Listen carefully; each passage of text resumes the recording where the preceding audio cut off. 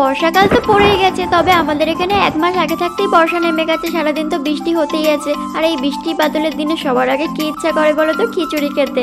তার জন্য আমারও আজকে না খুব খিচুড়ি খেতে ইচ্ছা করছিল, আর বরেরও খুব খিচুড়ি খেতে ইচ্ছা করছিল। তার জন্য ঝটপট করে সব রকম সবজি কেটে নিয়েছি। আর এখানে আমি মুগের ডালটাকে ভেজে নিয়ে মুগের ডালের মুসুর ডাল ভালো করে ধুয়ে চালের সাথে সিদ্ধ করতে বসিয়ে দিয়েছি। আর এখানে মশলার জন্য গোটা জিরে, আদা, কাঁচা লঙ্কা, টমেটো আর গোটা গরম মশলা সব রকম ভালো করে পেস্ট করে নিয়ে এখানে আমি মশলাটা কষিয়ে নিচ্ছি। মশলাটা কষিয়ে আমি আগে থাকতে রেখে দেব।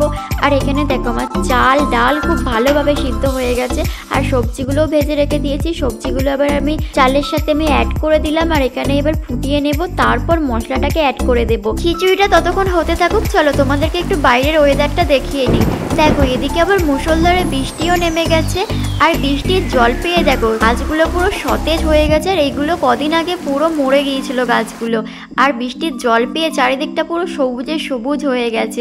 দারুণ লাগছে তাই না? এদিকে আমার খিচুড়ি তো হয়ে গেছে। এখন আমি ধনেপাতা চিনি দিয়ে খুব ভালো করে একটু ফুটিয়ে নিয়ে খিচুড়িটাও নামিয়ে নিয়েছি। আর চলো এবার খিচুড়িটা কিন্তু বাড়া যাক। আর খিচুড়ির সাথে এখানে আমি 3 রকমের পাঁপড় ভাজা করে নিয়েছি, আর পটল ভাজা, আলু ভাজাও করেছি। আর খিচুড়িটা এত সুন্দর হয়েছে কি বলবো, খিচুড়ির গন্ধে তো গোটা ঘর পুরো মোমো করছে, এত সুন্দর লাগছে। এই বৃষ্টির দিনে খিচুড়ি না হলে কি জমে বলো? আচ্ছা এই বৃষ্টির দিনে তোমাদের কি খেতে ইচ্ছা করে সবার আগে? আমার তো সবার আগে কিন্তু খিচুড়িটাই মাথায় আসে।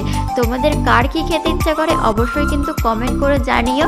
আর ভালো লাগলে অবশ্যই লাইক কমেন্ট শেয়ার করো, আর সাথে থেকো এইভাবেই ভালোবাসা দিতে থাকো। আর যদি কেউ খিচুড়ি খেতে চাও তাহলে তাড়াতাড়ি চলে আসো, পুড়িয়ে গেলে কিন্তু আর পাবে না।